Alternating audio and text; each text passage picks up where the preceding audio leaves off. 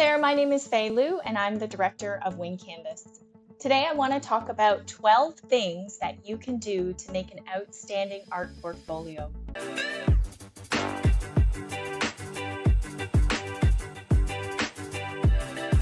The first tip I have for you is to start with a bang and end with a bang.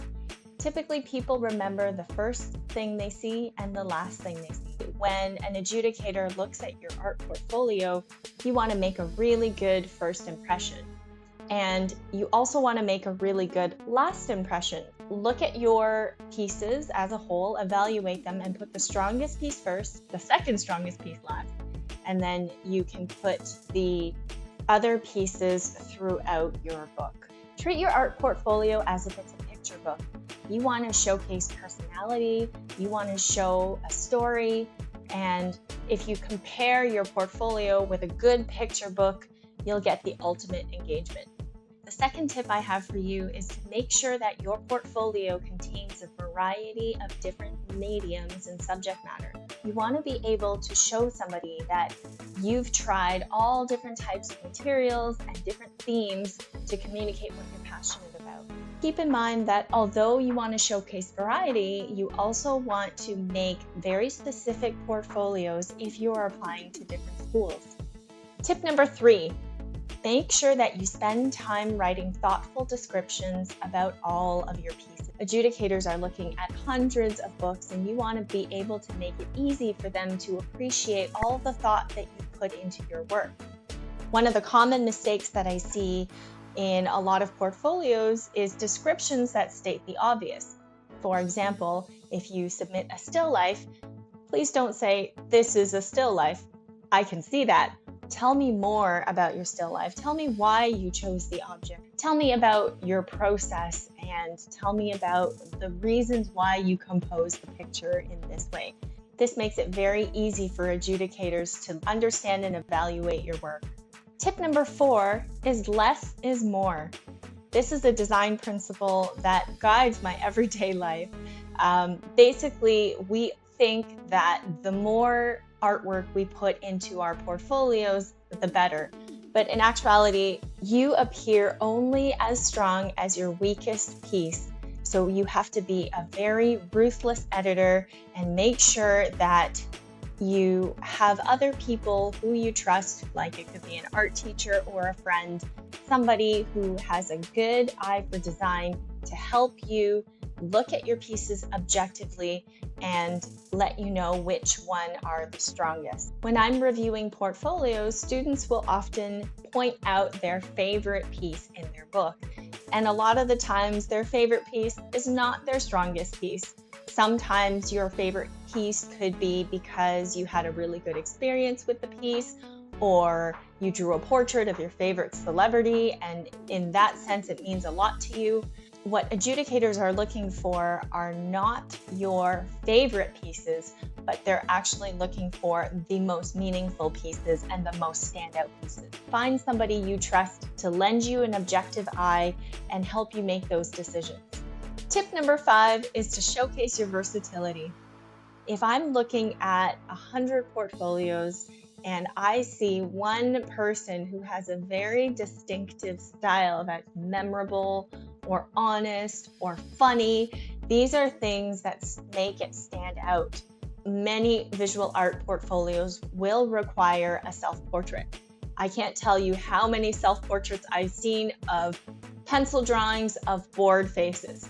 So if I see 80 pencil drawings of bored faces and I see one piece that's made differently, that will stand out. Tip number 6 is to make it flawless. To quote Rihanna, you should shine like a diamond. Make sure that you've edited and selected only the best pieces to showcase. You need to take the extra effort in making sure that your descriptions are formatted, you have a nice presentation, you don't have any typos.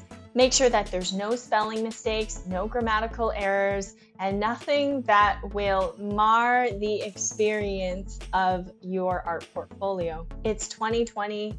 We have spell check. There are no excuses for this one. We've had spell check for at least 30 years now.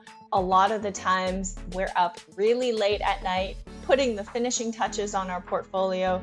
And if it's 3 in the morning and you're super tired, then you haven't left yourself enough time. Make sure you leave yourself a couple of days to sleep on it, to really take a step back and look objectively at your portfolio before submitting it. To avoid being disqualified, you want to make sure that you read the instructions carefully. It's a good idea to keep all of that information organized in a spreadsheet. This tip may seem obvious, but many people get disqualified simply for not following instructions. If you're going to spend so much time and energy creating an art portfolio for school, let's start by reading the instructions and making sure that if you are applying for more than one school, that you are following that school's specific requirements and that major's specific portfolio requirements. If you are applying for multiple schools, don't just make one portfolio and send it to all of them. What are the school's requirements? What are they looking for? How do they want you to submit your sketchbook? Some schools will say submit a video. Some schools will say submit a PDF. Some schools will give you a choice.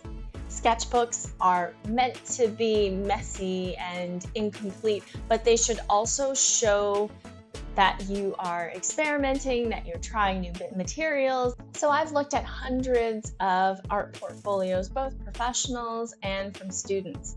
And here's what I think about sketchbooks. A sketchbook isn't meant to be perfect drawings on every single page. This is what you might think is a good sketchbook, but from a creative professional, your sketchbook is the beginning of your creative process. It's a place where you put down all of your thoughts, all of your ideas. They may not even make sense at this point, but it should be a lot of writing, a lot of lists, a lot of life drawing, a lot of doodles, composition sketches, all of the things that you need to do before you work on your final piece should go in your sketchbook. When I'm reviewing portfolios, this is how much time I spend looking at your sketchbook. I might pick it up and flip through it, and I'll stop at certain pages.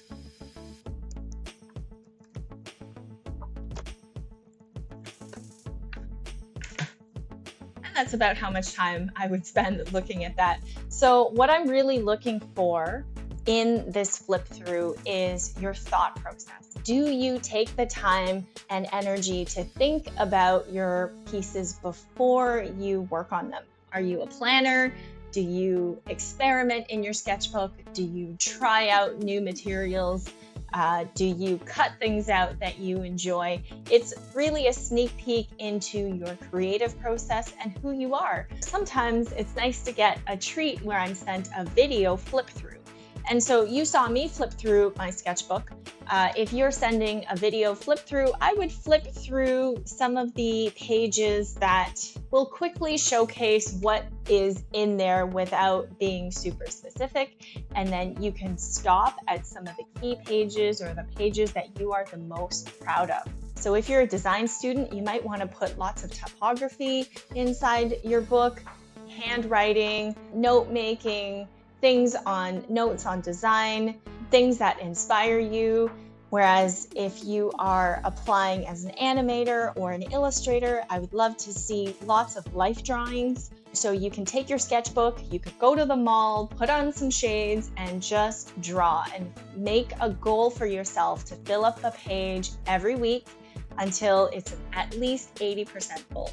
So the next few tips I have for you are all things that you should avoid doing. Don't include low quality images. When you are taking a photograph of your work, you can use your cell phone, but make sure that you have good lighting. So you can do this by taking pictures outside during the day so that your photos are lit with natural sunlight. Don't use flash photography. And you can also scan your pieces, but taking photographs during natural daylight is probably your best bet. Make sure that there's no awkward shadows in the middle of your picture, like a shadowy figure in front of a lot of images. It just shows me that if you take the care and the effort to shoot good photographs, then I feel that you would take the same care and effort with your studies of being a future art student. The next tip I have for you is to not do the bare minimum, to always go above and beyond what the portfolio expectations are. For example, if a portfolio requires 8 to 10 pieces, it's probably better to submit 9 to 10 pieces rather than 8. If you're submitting 8, I assume you either don't have more pieces or that they're not good enough to include in your book. So don't do the bare minimum because it doesn't reflect as well on your character as if you go above and beyond. The next tip I have for you is to not be late. Some schools require you to attend an interview or a workshop in person, and this is your opportunity to really showcase your passion and your desire to be in the program. So for your workshop or interview, I recommend getting there super early, like I'm talking an hour early. This will allow time for getting stuck in a traffic jam or missing your bus. This gives you the time to get to your interview, sit down, have a breather, review all of the things that you want to say, and not feel rushed or anxious. The last tip I have for you is to not rush this process. If you are in panic mode right now and you're thinking, this book is due in 3 weeks and I haven't even started, forget about it. Take a gap year. Take the time to make meaningful artwork that is not rushed. Rushing the process will only result in mistakes, stress, and probably not your best work. So take the time and really work on building those skills. And even if it takes an extra year, you won't regret it. If you found value in this video, please share it with a fellow art nerd that you know. Best of luck with your portfolio, and I'll see you next time.